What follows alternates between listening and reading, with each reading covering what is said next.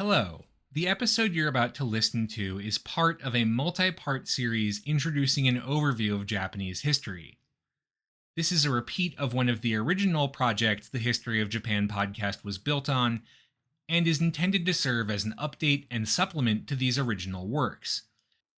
After 10 years, my hope is to return to this approach and to do it a little bit better given the skills that I have improved in the intervening years. If you haven't been doing so already, you should listen to these episodes sequentially, starting with episode 501. Without any further ado, enjoy the episode.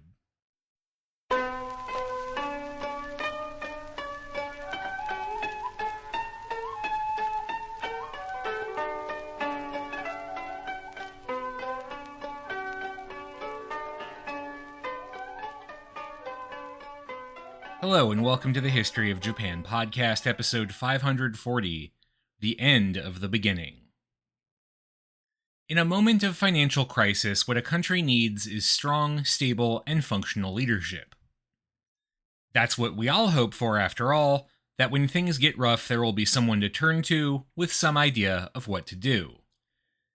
And so, when the economic situation began to get, let's call it, messy early in 1990, it was only natural that the people of Japan looked for leadership, and of course the first place to turn was the Liberal Democratic Party, the party of Ikeda Hayato, the architect of the post-war consensus, one of the pillars of the post-war Iron Triangle upon which the reborn Japan had been built.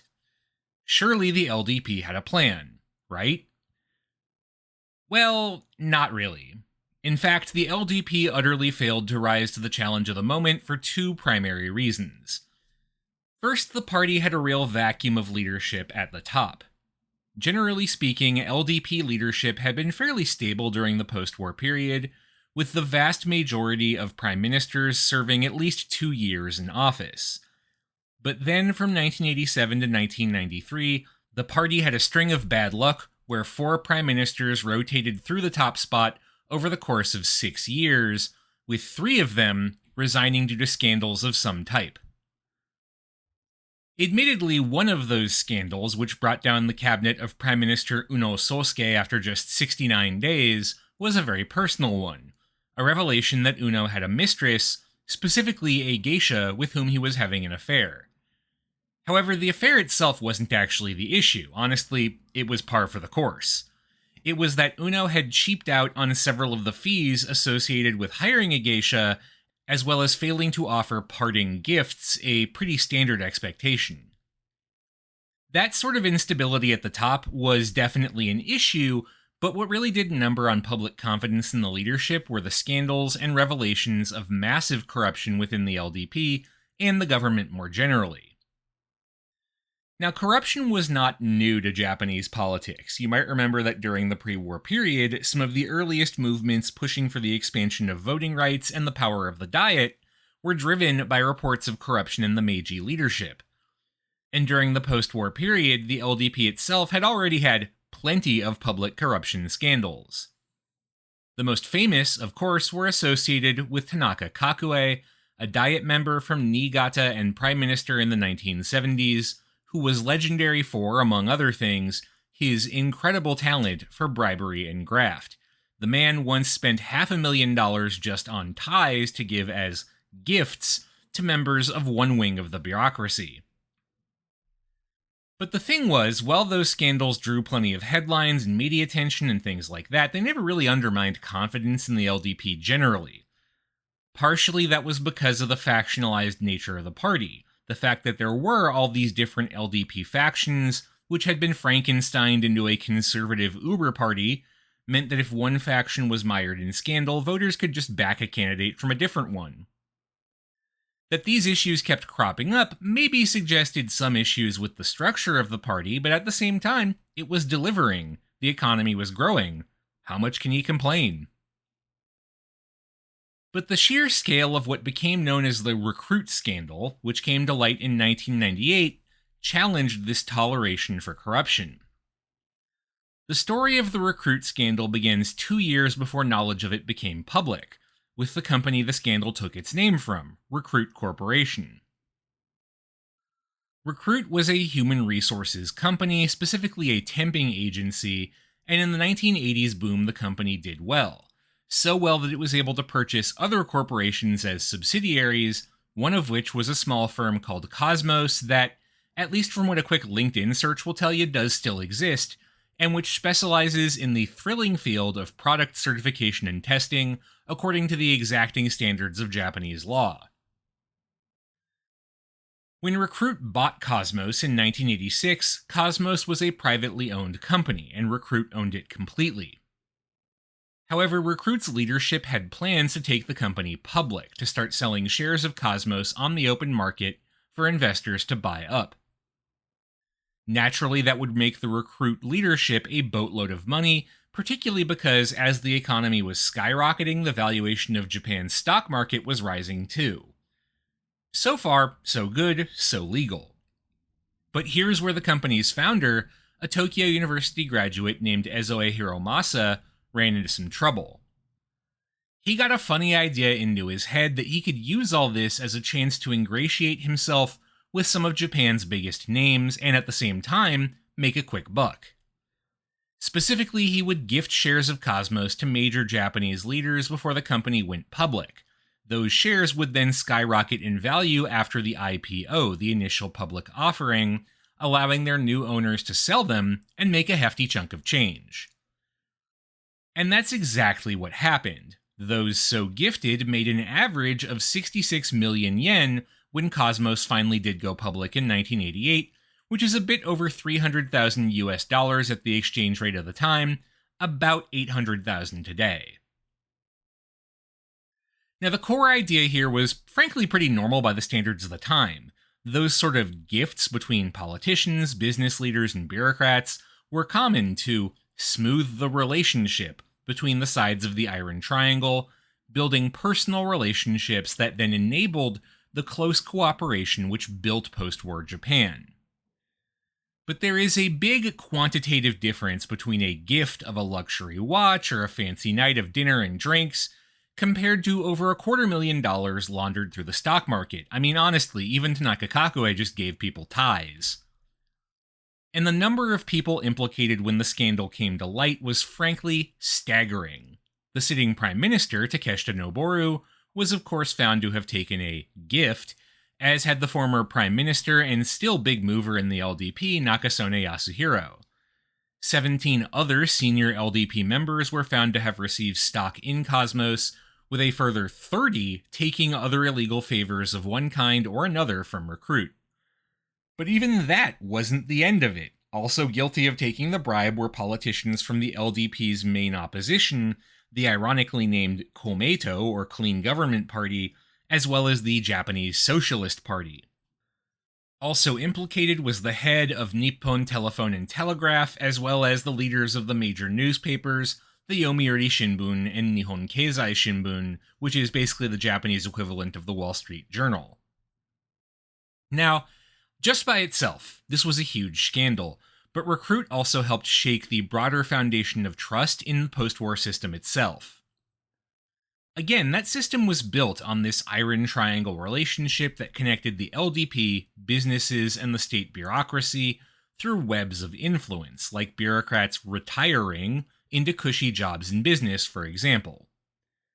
Those relationships, in turn, served an important purpose. They made it possible for government policy to steer the economy without the kind of state controls that, say, the Soviet Union relied on, because the control was instead reliant on these personal relationships. However, in the bubble era, the volume of cash flying around started to change the nature of those Iron Triangle relationships. Because during this time, politicians and bureaucrats started asking for ever larger gifts from businesses that were all making a killing from the post-Plaza Accords business deals. After all, bureaucrats and politicians had created the atmosphere that made all this possible. Why shouldn't they get a taste too? To put this in more concrete terms, bribery was such a common thing that there was even a standard by which it was usually done. Traditionally, politicians and bureaucrats got gifts valued at around 3% of the cost of contracts and other government benefits funneled their way. That was considered fair as a return for the gift of those contracts in the first place, a reasonable quid pro quo. However, by the late 1980s, some particularly greedy politicians and bureaucrats were asking for gifts more in the 10% range. That's big money, even factoring substantial profits into things, and the only way to launder that kind of cash effectively was through schemes like the one Recruit pulled. There's one other side to all of this too, and to the collapse of confidence in the system more generally. It's easy to forget, with all of the homage to Japanese economic success after World War II, that said success was built by, and sometimes at the expense of, average workers. Japanese workers were the ones who had uncompetitive cartels foisted upon them to protect the profits of big businesses. Japanese workers were the ones whose tax money paid for all those big subsidies for research and development of new strategic industries for the country to target. Japanese workers were the ones working long, arduous hours because of the promise that in return, their companies would take care of them.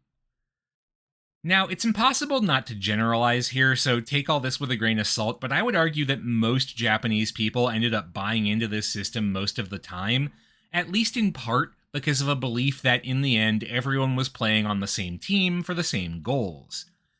Everyone was working to make Japan rich and strong because, as the old saying goes, a rising tide lifts all boats. But with scandals like Recruit coming to light, suddenly that was getting harder and harder to believe. If you were a small business owner, sure, you had customers with more money, but you also had much higher commercial rents to pay, money that was largely going to the coffers of big business. If you were a salaryman, yeah, you made a decent living, but you were also working brutal hours while your bosses wined and dined politicians. It was getting harder and harder to believe that your own leadership was on your side. And if Recruit didn't destroy your faith in the LDP, well, maybe one of the other big scandals of the period would do it. For example, 1992 saw the revelation of the Sagawa-Cuban scandal, and this is much more straightforward. Sagawa-Cuban was a shipping firm that just straight out doled millions of dollars in bribes to politicians in exchange for favors. One senior LDP politician, Kanemaru Shin, received $4 million in both bonds and literal gold bricks delivered to him in shopping carts because they were too heavy to move by hand. And that one really hurt because the LDP's chosen prime minister when it came to light, Kaifu Toshiki, had been selected for his upright anti-corruption brand, which was going to rescue the image of the LDP after the mess of Recruit. Not only did that not work, Kaifu was a member of Kanemaru Shin's faction of the LDP, and he ended up having to resign because of his association with old Goldbrick Kanemaru. The Sagawa-Cuban scandal also brought a heavy focus onto an aspect of LDP rule that most had been willing to overlook up until this point, the party's association with the Yakuza. These are, of course, the organized criminal syndicates of Japan, which emerged in their modern form during the Meiji period, but which claim histories going back a lot further, though the validity of those claims is highly disputed, to put it mildly.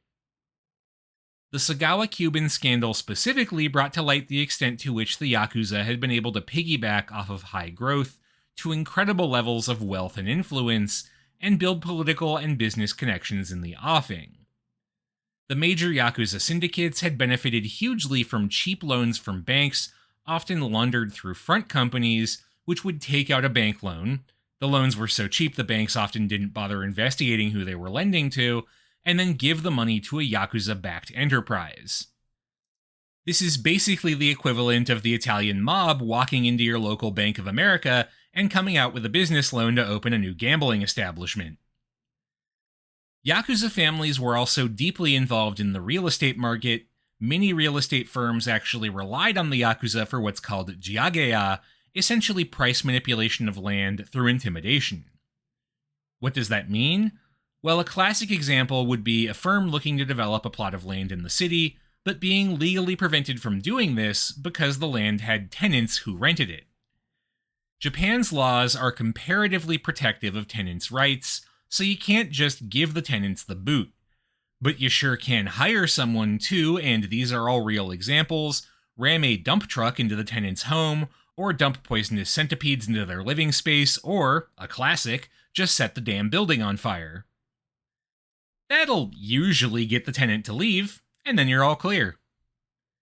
These cases were very common. Osaka alone had 1,600 Jiage-related crimes in the late 1980s. And these revelations of the structural issues upon which LDP rule rested completely undercut the image of the party as the architects and stewards of post-war prosperity. And all that meant in turn that when in 1990 the Bank of Japan began to dramatically shift interest rates to try and deflate what was clearly a bubble in the real estate market, the LDP was not at all prepared to assist with a smooth landing.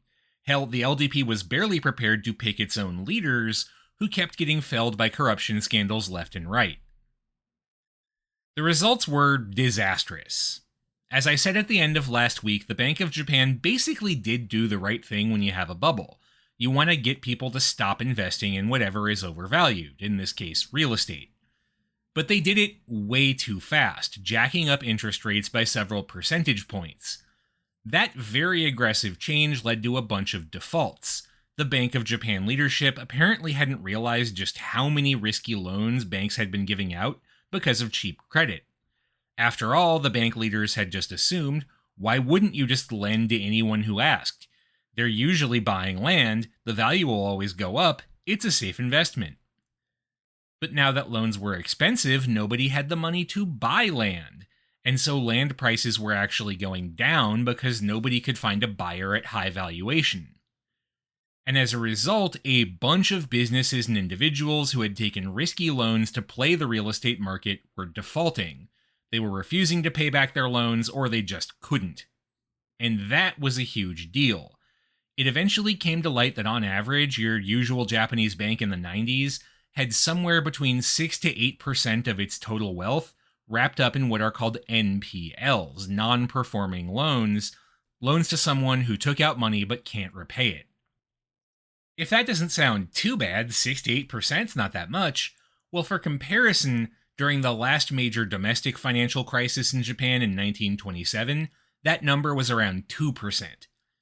And by the way, the fact that the last major financial crisis in Japan had also been 70 years earlier, or at least the last one not caused by a massive war, which led to half the country being bombed flat, meant that nobody working in the Bank of Japan in 1990 had any actual practical experience dealing with these problems. All they'd ever dealt with was growth. And that lack of experience really showed in the Bank of Japan response. Even as the economy was starting to come apart at the seams, the Bank of Japan bureaucracy generally resisted any attempt at government intervention. Most of its membership actually blamed government intervention by the finance ministry in the economy for the problem in the first place. It took until 1994 for the BOJ leadership to even admit the country's economic problems were serious, and by that point, things were very bad. Enough banks were in bad shape by this point thanks to defaults on loans that the Japanese Deposit Insurance Corporation, the equivalent of America's FDIC, which insures your bank deposits, couldn't meet its obligations. It couldn't insure all the bank deposits out there. By 1995, things were in crisis mode. The Bank of Japan was relying on forced donations from healthy banks to insure deposits and prevent a financial panic, and even then still had to beg the Diet for more funding. In the end, things just train-wrecked. From April of 1992 to March of 2000, the Japanese government would dissolve 110 different banks for being unable to meet their obligations, and would spend 86 trillion yen to cover the costs associated, which is about $790 million by the 2000 exchange rate, or about $1.4 billion today, and about 70% of the whole of Japan's GDP during this 8-year period. The 1990s are known to history as Japan's lost decade, a period of recession mixed with low growth that saw the economy stagnate for over 10 years. Really, it's accurate to call these the lost decades, because it's only really in the 2010s that the economy finally started to bounce back. Hard numbers drive home the reality of the situation. The average value of wages dropping by 5% over 20 years, the GDP contracting by just under $1 trillion from 1995 to 2007, the unemployment rate jumping from just over 2% in 1990 to 5.39 in 2002. When things finally did start to stabilize in the 2010s, the age of rapid growth still did not return. Japan is no longer the world's second largest economy, it's now at number 4, having been surpassed by China, and later Germany, and there's a decent chance India will pass it in the future. Given all this grim news, you'd probably expect the politics of Japan today to look very different from how they did 30 years ago. I mean, look at how things went. Look at how utterly and completely the bureaucrats, the LDP, and big business fumbled the bubble and its fallout. But the thing is, you'd largely be wrong. Bureaucrats do remain a powerful, unelected force in shaping policy. There were reforms in the 2000s to rein in their powers to an extent, but they are still far more influential over policy than in, say, the United States. The country's economy is still dominated by a lot of the same companies, many of which were able to weather some dubious investments with the help of government bailouts, or by shunting off their debts into so-called zombie firms that exist only to hold that debt and eventually be shuttered. I do want to note, though, that these government bailouts did prevent the unemployment rate from getting a lot worse in Japan. For comparison, during the Great Recession in the United States, unemployment peaked in October of 2009 at 10%, so a little under twice the height in Japan. Probably the most astonishing thing in all this, though, is that the LDP, which really failed to respond to the call of the moment because of its leadership issues and its scandal-ridden nature, is still Japan's governing party. This despite the fact that it is still historically unpopular and scandal-ridden. Indeed, the current Prime Minister's favorability is at a historical low of just over 15% as I am writing this. How is it possible the LDP still governs Japan? How is it possible the LDP even still exists? You would think after these debacles, voters would repudiate the party. Well, they kinda did. In 1993, the year after the Sagawa Cuban scandal came to light, the LDP lost for the first time ever, and a coalition government of 8 parties was able to take power. But even this wasn't really the repudiation you might expect. The LDP lost mostly because 3 new conservative parties broke away from it to escape the taint of scandal, and even then, the LDP itself was only 33 seats shy of a majority. And the new governing coalition that was supposed to be a breath of fresh air, well, turned out they couldn't really govern, both because of the reasons you might expect, 8 parties is a lot of interests to juggle, and for ones you might not. Chiefly, nobody outside of the LDP actually had experience running the country, and that's not really the kind of thing you just learn on the fly.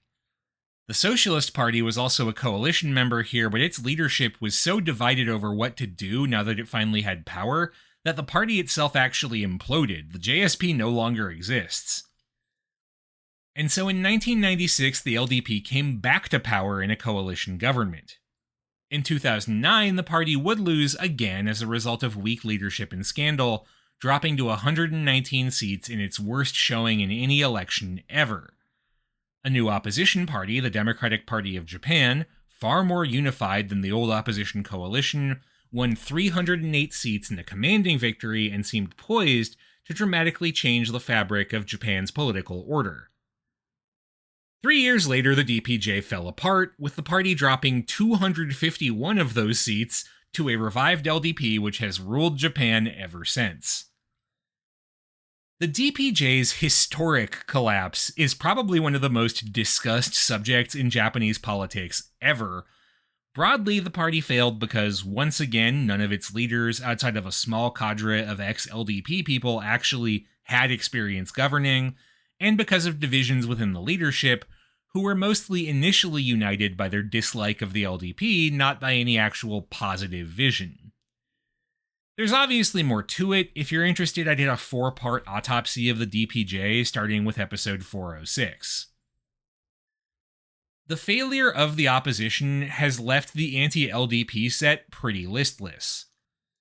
As I am writing this in the summer of 2004, there is yet another anti-LDP opposition party that has coalesced in the wreckage of the DPJ, which, after its defeats, eventually dissolved. That party, the CDP, or Constitutional Democratic Party, is polling somewhere around 10% on the high end relative to the LDP's 25 to 35%. So, yeah, the odds aren't great. But that doesn't necessarily mean the LDP is popular. It's simply been the only game in town for so long that they have become the default choice when nobody else is really looking compelling. Speaking somewhat unscientifically here, my main perception of Japanese politics these days is a sense of disillusionment, particularly among younger people who feel the system is not really working for them, or that it was never really intended to. And they might have a point, because beyond the economy and politics, one of the biggest topics of discourse in Japan today is the twin specter of Shoshika, the declining birth rate, and Koreika, the aging population. For a quick primer on the birth rate discussion, for a country's population to remain stable, you need an average birth rate of around 2.1 births per woman. Any lower and the population decreases, any higher and it increases. Immigration is of course another way to have population growth with a low birth rate, but Japan is a notoriously hard country to immigrate or naturalize into. Japan's birth rate has not been at 2.1 or higher in quite a while. After fluctuating around the 2.1 mark in the 1960s, it dipped below the so-called replacement rate in the mid-70s and has never gone back. It is currently hovering around 1.3.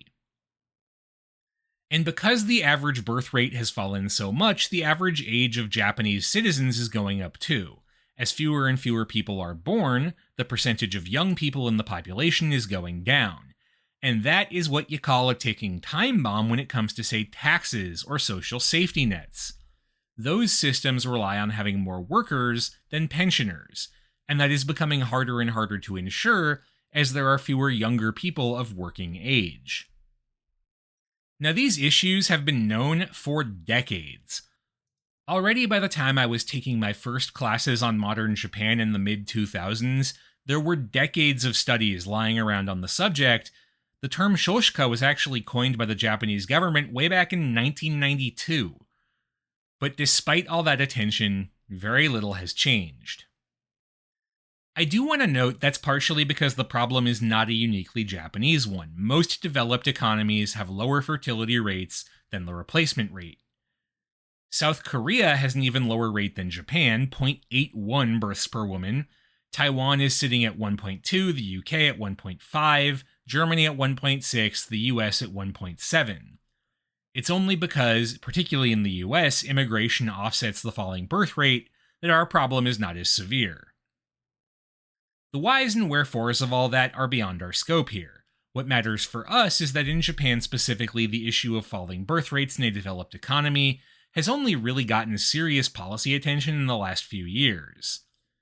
Before the mid-2010s, the LDP tried to ignore the issue as a long-term problem that didn't require immediate attention, and attempts to actually deal with it by, say, subsidizing childcare to make it easier for women to participate in the labor force after having kids, which is a major reason many don't have kids, surviving without a dual income can be hard, hasn't worked very well.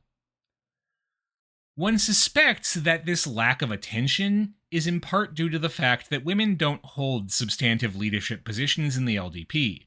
To my knowledge, no woman has ever led a faction in the party, and the Kishida cabinet, the current one, has a record number of women in leadership roles at 5 out of 24. The public discourse around shoshika has been very toxic. There's a lot of blaming the issue entirely on women, selfishly pursuing careers and ambitions instead of having kids, particularly from conservative politicians. Ex-LDP Prime Minister Aso Taro, for example, once called women refusing to give birth the problem that is causing shoshika.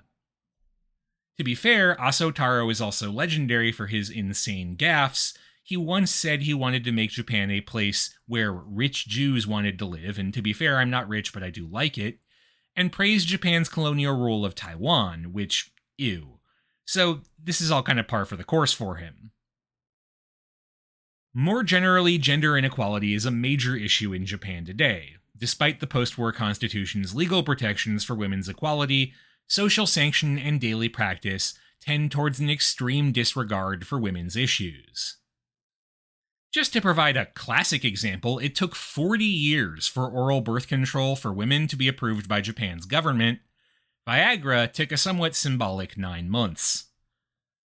The World Economic Forum put Japan 125th on its rankings of country by the gender gap in 2023, the lowest by far of the G7 countries.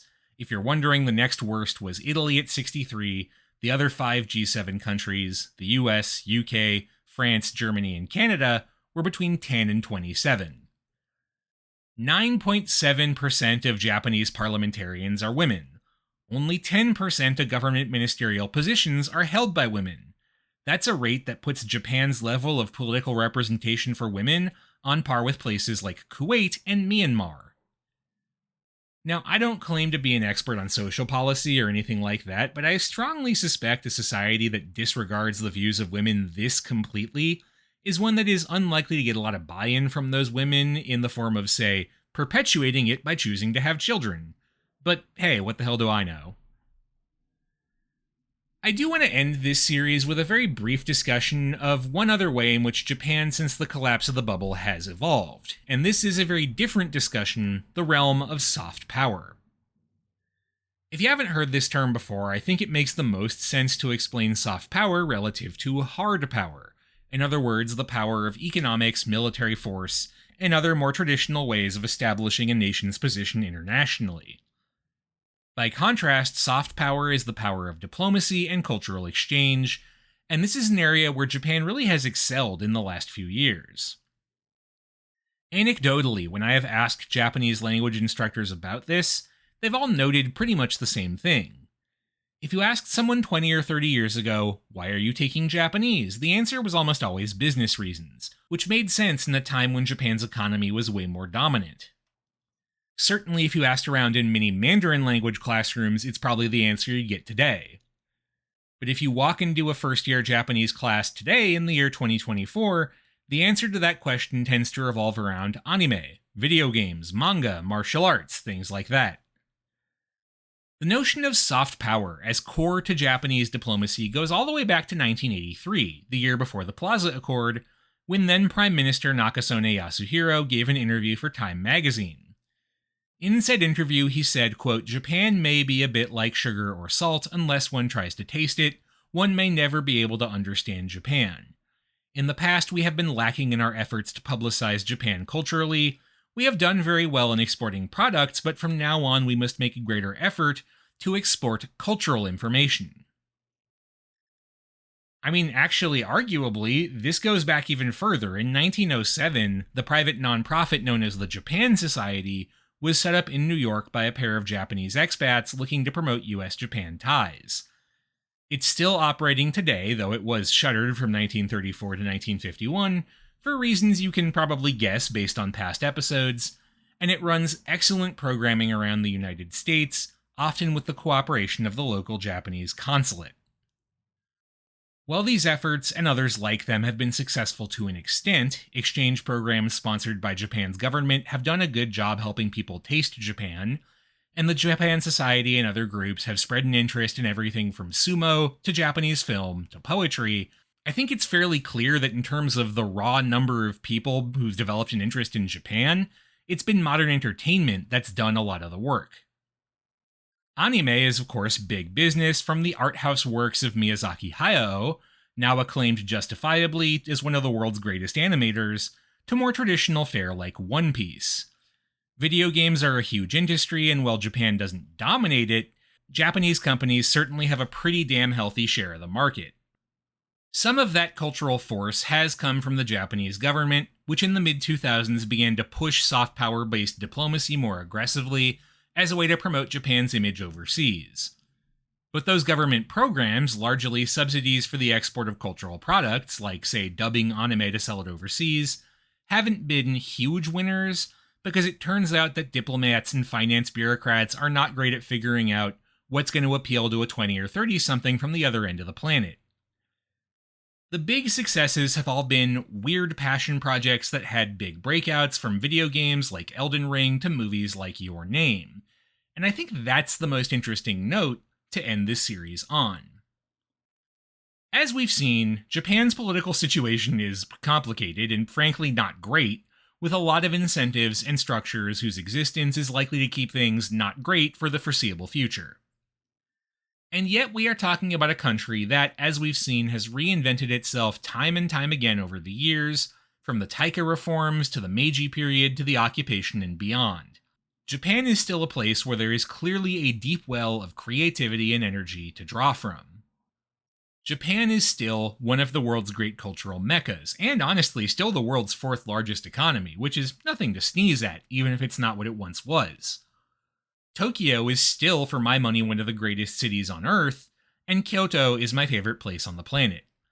There is still a lot to love and a lot to believe in the future of Japan, even if the age of Japan is number one is long past.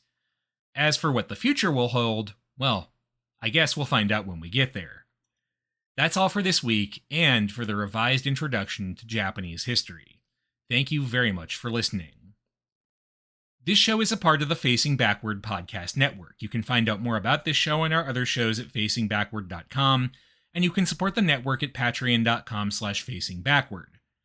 Special thanks to those who have given at our shoutout tier: Jan Leonard, Stephen Elkins, Martin Oliveira, Clark Canning, Ian Kellett, Matt Haynes, Jackie Frostocker, Monkey Sack, Layla McCullough, Karen Murphy, Peter Wales, Robert Prine, William, Arno, Jonas Brandis, Nicholas Kroll, Jerry Spinrad, Jared Stevens, Jeffrey Dwork, Stefan Hrushka, Joshua Kane, Robbie and Kat, Jacob Key, Aaron Finkbeiner, and Anonymous Anna's Hummingbird, Mark Sai, Gil, Leslie Ikuta, Trash Taste Enjoyer, John, Christopher, Harrison Reese, Inoue Enryo's Ghostbusters, NihongoKaizen.com, Shimao Toshio's History of Japonesia podcast, Jennifer Pianzio, James, A House is a Perfectly Cromulent Mascot, The Fish I Catch Are Rhodes Scholars Compared to Samuel Alito, Schmuck, and Everything Changed When the Fire Nation Attacked. Thanks again for listening, and I'll see you next time for something a little bit different.